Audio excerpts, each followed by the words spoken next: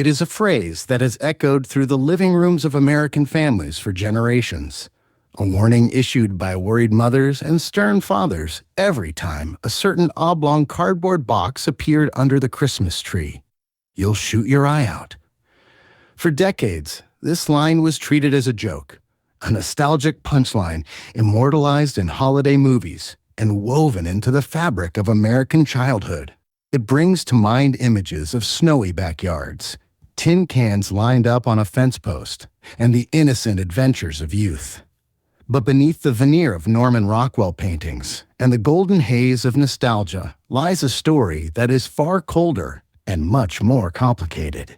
It is a story of a company that started by accident, grew into an industrial titan, and eventually found itself at the center of one of the most contentious product safety battles in the history of the United States. It involves secret memos, devastating injuries that shattered families, and a political war over the definition of what constitutes a toy versus a weapon. This is the story of how a simple windmill manufacturer became the armorer of American youth, and how a specific design flaw allegedly turned a beloved icon into a hidden danger. If you are ready to uncover the truth behind the barrel and look past the nostalgia to see the grim reality of the legal battles and the lives changed forever, please take a moment to like this video and subscribe to the channel right now. The story begins not with a gun, but with a gust of wind. In the late 19th century, the town of Plymouth, Michigan, was a bustle of industrial ambition. The year was 1882, and the Plymouth Iron Windmill Company was trying to carve out its own slice of the American dream. The company was founded to manufacture and sell windmills to farmers who needed to pump water from the ground to irrigate their crops and feed their livestock. It was a practical business for a practical time. The farmers of the Midwest were the backbone of the economy, and they needed durable iron windmills to harness the power of the air. But there was a problem. The Plymouth Iron Windmill Company was struggling. The market was competitive, logistics were difficult, and the company was teetering on the edge of insolvency. They needed a way to distinguish themselves, a way to convince a skeptical farmer to choose their windmill over the competition. The solution came from the mind of an inventor named Clarence Hamilton. Hamilton was a watchmaker by trade and an inventor by spirit, a man who tinkered with gears and springs and understood the delicate mechanics of metal. In 1888, Hamilton brought a prototype to the board of directors of the windmill company. It wasn't a new fan blade or a more efficient water pump. It was an air rifle. It was a strange contraption made entirely of metal, utilizing a spring piston mechanism to fire a small lead ball with surprising velocity. Hamilton presented the gun to the general manager of the company, Lewis Cass Howe, who took the heavy metal device in his hands, aimed it at a wastepaper basket in the corner of the office, and pulled the trigger. The gun popped, the lead ball struck the target, and Howe, impressed by the sleek design and the satisfying mechanical action, exclaimed a phrase that was popular slang at the time for something excellent. He said, "Boy, that is a daisy." That single sentence would change the destiny of the company, and, arguably, the childhood of millions. The board decided to offer these air rifles as a premium item. The strategy was simple. If a farmer bought a windmill, the company would throw in a Daisy air rifle for free. It was a sweetener, a bonus gift to seal the deal. But something unexpected happened. Farmers stopped caring about the windmills. They started asking if they could just buy the guns. The demand for the premium item completely eclipsed the demand for the core product. The air rifle was a marvel of engineering for its price point, and word spread quickly through the rural communities that the Plymouth Iron Windmill Company had the best air gun on the market. By 1895, the company saw the writing on the wall. They ceased the production of windmills entirely. They changed their name to the Daisy Manufacturing Company. The windmill was dead, but the BB gun empire was born. As the 20th century dawned, Daisy began to master the art of marketing. They were not just selling a metal tube with a spring inside. They were selling a rite of passage. They tapped into the psychology of the American boy. In the early 1900s, the frontier was closing, but the spirit of the Wild West was still very much alive in the cultural imagination. Daisy capitalized on this. They marketed their guns as tools for training, for marksmanship, and for character building. They created a narrative that a boy with a Daisy was a boy who was learning responsibility, discipline, and the skills of a frontiersman. This marketing genius reached its absolute peak with the introduction of the Red Ryder. In 1938, Daisy partnered with Fred Harmon, the creator of the popular Red Ryder comic strip. The Red Ryder character was a cowboy, a hero of the range, a symbol of rough and tumble justice. Daisy licensed the name and imagery, creating a lever-action BB gun that mimicked the Winchester rifles seen in Western movies. It had a wood stock, a saddle ring with a leather thong, and the Red Ryder logo burned into the wood. It was a masterpiece of branding. It became the holy grail of toys. Every boy in America wanted to be Red Ryder, and to be Red Ryder, you needed the Daisy gun. Throughout the 1940s and 50s, Daisy became synonymous with American youth. During World War II, when steel and lead were rationed for the war effort, Daisy pivoted, using their manufacturing capacity to produce items for the military, further cementing their image as a patriotic American company. When the war ended and the baby boom began, Daisy was positioned perfectly to put a gun in the hands of every child in the suburbs. They moved their operations from Michigan to Rogers, Arkansas, in 1958, seeking better shipping logistics and a more favorable labor environment. The town of Rogers would become a company town, the heart of the airgun world. The Daisy Museum would eventually open there, celebrating the history of the brand. For a long time, the story of Daisy was one of unblemished success. It was a wholesome story. It was about fathers teaching sons how to aim. It was about tin cans plinking in the summer sun. It was about the innocent roughhousing of a simpler time. But as the decades wore on, the market began to change, and the pressure to innovate would lead the company down a path that would eventually attract the scrutiny of federal regulators and personal injury lawyers. In the 1970s, the landscape of toys and recreational products was shifting. Kids wanted more power. The old spring-action Red Ryders, which fired BBs at a relatively low velocity, were seen by some older kids as too weak. Competitors were entering the market with high-powered air rifles that could do more than just knock over a tin can. They could hunt small game. To compete, Daisy needed to escalate. They needed a product that bridged the gap between a toy BB gun and a firearm. They needed the Powerline series. The introduction of the Powerline series marked a significant departure from the simple spring mechanisms of the past. These were multi-pump pneumatic rifles. The user would pump a lever on the gun multiple times to build up air pressure in a chamber.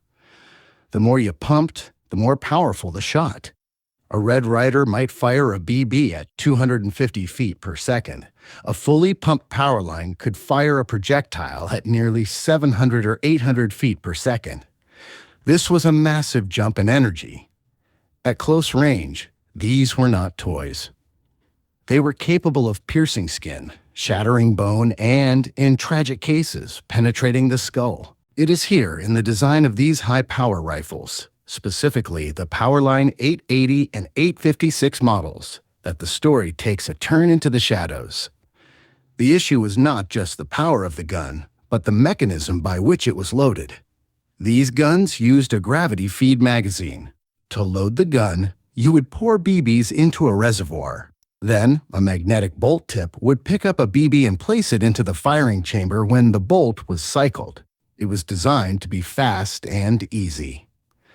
But there was a hidden flaw, a ghost in the machine that would only reveal itself under specific, tragic circumstances. The problem, as alleged in later court documents and investigations, was that BBs could get stuck inside the magazine.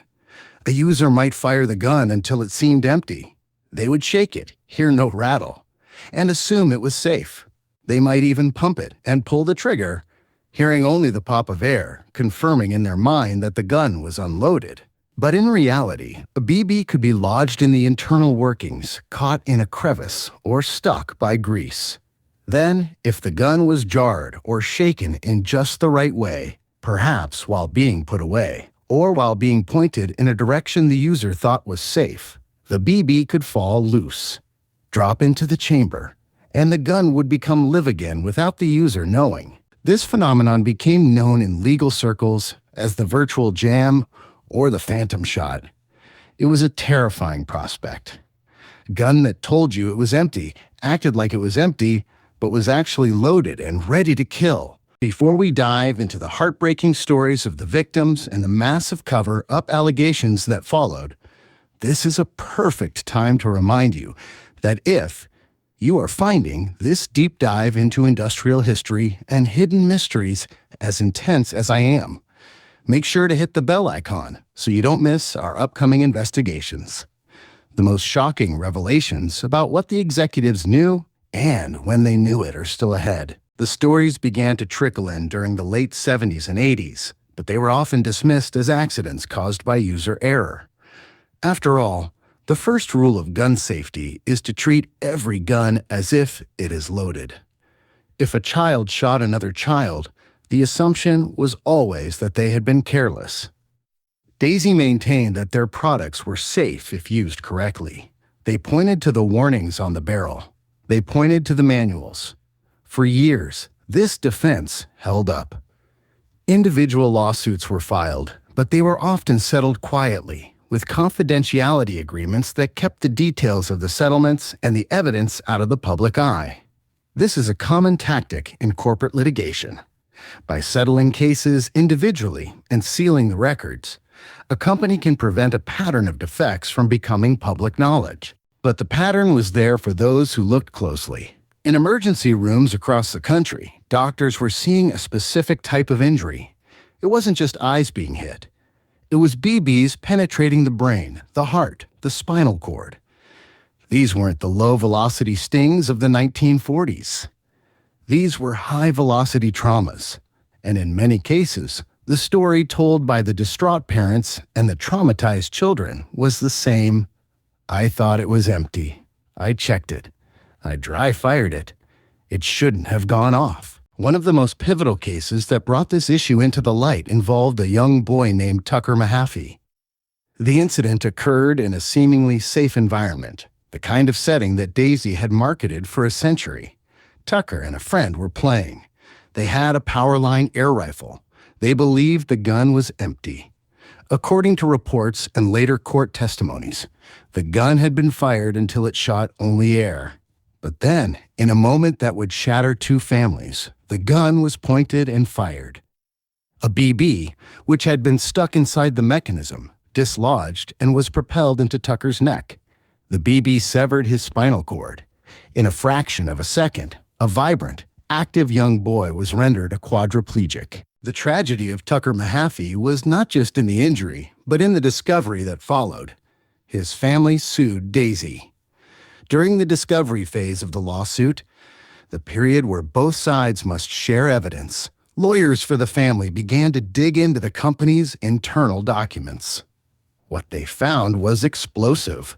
They found memos and reports suggesting that the company had been aware of the feeding issues with the gravity feed system for years. They found engineering change requests that discussed the problem of BBs getting stuck. Even more damning was the video evidence produced during the litigation. Experts demonstrated the defect on camera. They took a Powerline rifle, showed that it appeared empty, shook it, and then fired a BB. They repeated the test, showing how the magnetic tip sometimes failed to pick up a BB, or how a BB could get jammed in the magazine wall, only to fall into the chamber later. This was the smoking gun. It wasn't just user error. It was a mechanical probability. The Mahaffey case resulted in a massive jury verdict against Daisy. The jury found that the product was defective and that the company had been negligent. It was a vindication for the family, but it was too late to give Tucker back his mobility. However, the Mahaffey case did something else. It cracked the wall of silence. It alerted the media and, eventually, the federal government to what was happening in Rogers, Arkansas. In the late 1990s, the Consumer Product Safety Commission, or CPSC, began a serious investigation into Daisy. The CPSC is the federal agency responsible for protecting the public from unreasonable risks of injury or death associated with consumer products. Usually, the CPSC deals with things like flammable pajamas, lead paint on toys, or faulty toasters. Getting involved in the world of air guns was a complex jurisdictional issue. By law, the CPSC does not regulate firearms. Firearms are regulated by the ATF Bureau of Alcohol, Tobacco, Firearm, and Explosives. Daisy had long argued that their high-powered air rifles were not toys, but weapons, and therefore should be exempt from CPSC toy regulations. However, since they weren't powder-burning firearms, they fell into a gray area. The CPSC argued that because they were marketed to minors and sold in toy aisles, they had jurisdiction. The battle between the CPSC and Daisy was one of the most intense in the agency's history. The CPSC investigators compiled a terrifying dossier. They identified hundreds of serious injuries and several deaths that they attributed to the alleged defect in the Powerline rifles.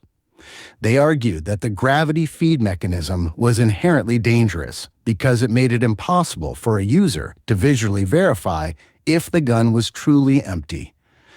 Unlike a bolt-action rifle where you can open the breech and see daylight, the Daisy mechanism was enclosed. You had to trust the gun. And the gun, the CPSC argued, was a liar. In 1999, the CPSC did something extraordinary.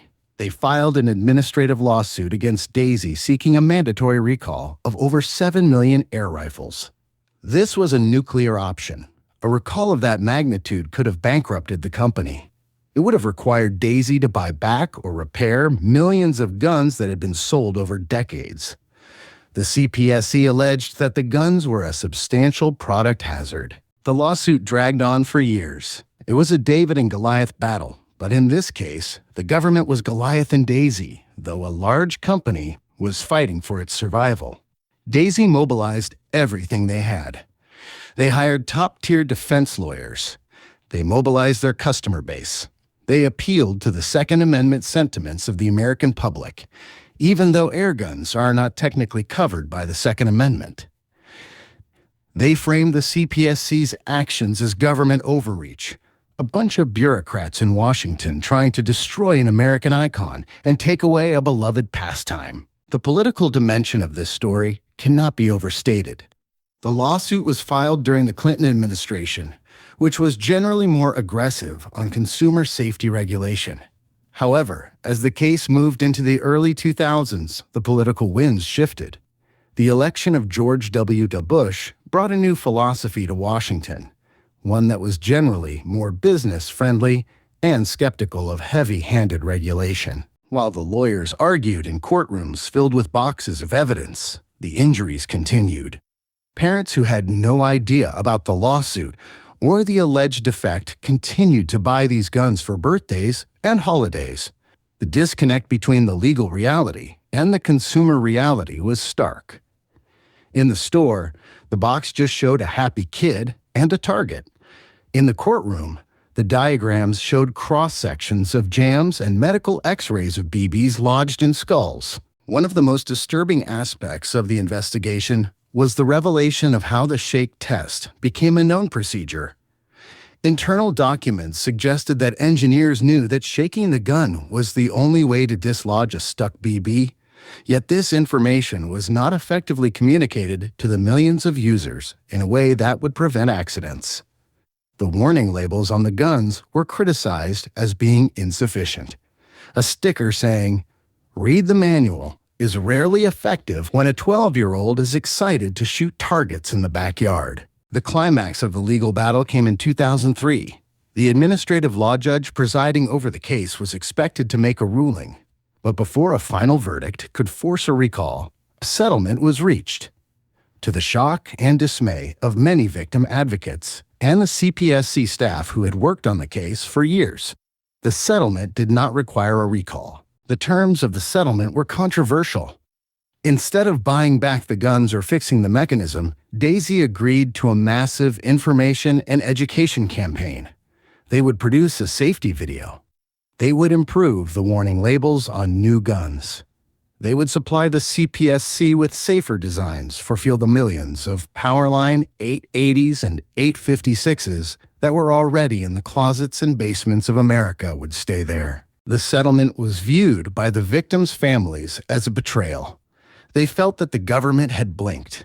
They felt that political pressure and lobbying had saved the company at the expense of child safety. Daisy, for its part, declared victory. They maintained that the guns were never defective, that the accidents were tragic results of user error, and that the settlement was a way to move forward and focus on safety education rather than endless litigation. The CPSC chairman at the time, a Bush appointee, argued that the settlement was the best possible outcome given the uncertainty of litigation. He argued that an education campaign would save more lives than a recall that might only get a fraction of the guns back. But the critics pointed out that you cannot educate away a mechanical flaw. If a gun jams and hides a bullet, no amount of reading the manual can make the user see through the metal casing to know it's there. In the years following the settlement, the controversy faded from the headlines. Daisy continued to manufacture air guns. They introduced new models. They updated their designs. The Powerline 880 is still sold today, though with modifications and updated warnings. The company remains a titan of the industry, and for most people, the brand still evokes warm memories of A Christmas Story and learning to shoot. But for a specific group of people, the families of Tucker Mahaffey and the others who were injured or killed, the Daisy logo evokes pain and anger. They live with the consequences of the dark story every day. They live with the wheelchairs, the brain injuries, and the empty chairs at the dinner table. The story of the Daisy factory is a quintessentially American story because it encompasses the full spectrum of the American experience. It has the ingenuity of the inventor Clarence Hamilton. It has the marketing brilliance of the Red Ryder era. It has the industrial might of the war years. But it also has the litigious brutality of the modern era, the tension between corporate profit and consumer safety, and the complex interplay between government regulation and private enterprise. It serves as a grim reminder that the objects we invite into our homes, the toys we give our children, are machines. And machines can fail. When a machine designed to project force fails, the consequences are not just a broken spring or a stripped gear, they are measured in human lives. The legacy of the Daisy BB gun is dual. It is the joy of a boy hitting his first bullseye, and it is the silence of a courtroom where a mother weeps for a son who will never walk again. As we look back at this history, it is important to scrutinize the things we take for granted. Nostalgia is a powerful drug. It can blind us to danger, can make us forgive things we shouldn't. The "you'll shoot your eye out" line was a joke in a movie, but in the real world, for the families involved in the CPSC lawsuit, it was a prophecy that came true in the most horrific way possible. The Daisy Manufacturing Company survived the storm. They are still in Rogers, Arkansas. The windmills are long gone, forgotten by everyone except historians. But the airguns remain, millions of them, circulating in the secondary market, sitting in pawn shops, resting in the corners of garages. The models that were the subject of the lawsuit are still out there, and every time one is picked up by a new generation, the mechanism inside, the one that caused so much debate and sorrow, goes to work. Thank you for watching this extensive look into the history of the Daisy BB gun empire. It's a story that challenges us to look beyond the brand names we trust and understand the mechanics of the world we live in. What do you think really happened? Was it a case of government overreach trying to kill a business? Or was it a corporation putting profits over the safety of children? Let me know your thoughts in the comments below. If you found this story compelling, please share it, and I'll see you in the next story.